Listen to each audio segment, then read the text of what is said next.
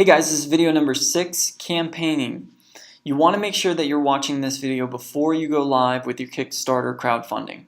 And campaigning is one of the most challenging portions of this whole process next to crowdfunding. To campaign, what does it mean? When you campaign something, you are pushing an idea. You are getting this idea out there to the public, making it well known. Kind of like what you do with your Lexus Eco Challenge or any of your project when you promote it and try to get community awareness. That's what campaigning is doing. So you'll need to campaign with your crowdfunding for your product, for your invention. Before you go live with your crowdfunding for your product, there are a couple things you want to make sure that you do. One, you want to contact an expert marketer. See what their techniques are. What do they do to promote a product or get an idea out there? How do they advertise? What techniques do they do? You want to really pick their brain on this. You also want to contact a lot of bloggers. And bloggers are people that write about certain areas. Depending on what your product is, will depend on the blogger you want to contact. So if you have like a new invention on a watch, you'll want to contact bloggers that do watches, maybe fashion, technology, something along those lines. So look for those blogs on those different areas that are like your product and contact them and ask if they'll do a blog on your campaign. You might need to send them an actual prototype or a product for them to do a review on. You could also say, if we are successful, I'll give you a product for free. Might entice them. You also want to contact any other related media, like your local news, your paper, something that's local in the community to get your campaign out there. And then really before you do this, brainstorm viral techniques. Like I brought up in class the ice bucket challenge and how that was so viral, meaning that it just catches on and it just spreads like a disease, viral. Another example for something that's viral, you might want to look into Coney 2012 if you remember back to that. And that video gained so much popularity. The video, Ain't Nobody Got Time for That, or Rebecca Black, It's Friday. Those are all viral videos. And really examine these and study these. Why did they catch on? And maybe you can take some of those techniques that people use in those videos, those products, those campaigns that they've done, and use those techniques in yours to make them catchy. If you take a look over here, I've got some interesting data. This first one looks at rewards that you would do in your crowdfunding and the different dollar values and the average amount of people that funded them. So if you look, you can see here that the most is probably $165 for a reward.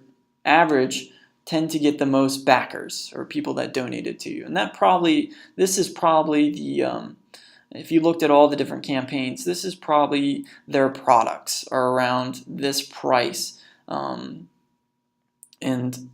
that's why there's so much, because people are getting that actual products that's being campaigned or promoted with this dollar value. Also, if you look here, this one's on the refers. Where do people get informed about Kickstarter campaigns? 25% of it comes from Kickstarter, and then 75% comes from external, like bloggers, other media types, some marketing campaign companies out there. So really want to focus on getting bloggers' attention and really brainstorming some viral techniques. Once you're live, you want to make sure that you continue to update everybody. Your bloggers, your backers, your donors. You can do this through updated videos on your actual crowdfunding page. You want to add new text to your crowdfunding page and really continue to push it through social media, through Twitter. Get more bloggers, contact them, get anybody you can to talk about it, to campaign it and push it out there. If you take a look down here, this is really cool. This is a life cycle of a crowdfunding campaign. Phase 1 is when you initially send it out there, and this is where you get friends funding, and it has a really exponential growth. And then phase 2, where all of them hit it, is the middle, where it kind of stagnates. It doesn't do much. There's not that much donating. And then if you really push it hard, if you get over that 20%, remember, if you get over 20%, you're 80% likely to get funded. If you get over that 20%, more than likely you'll get the engagement moment where it really becomes viral. And then that's phase 3, where it really takes off and you can hopefully reach and meet and surpass your goal. Also, if you look over here, once again, these are the areas where traffic is brought to your crowdfunding campaign. Only small portions from Facebook, more from Twitter and other blogs. So blogs are very important. Once you're done finalizing, you've hopefully been successful and raised all your money. You want to continue to update everybody. So it's going to take you a while to actually manufacture your products. So as that process is going on, get everybody's email and then send an email listing out regularly to keep everybody updated. Thank everybody once it's finished, and really this is very important. Reflect on what worked and what didn't. So you'll look at what worked with my whole process that I went through here and what did not. And I'll leave you with a couple things here down below. This is the growth of crowdfunding over the years, and it's exponentially growing.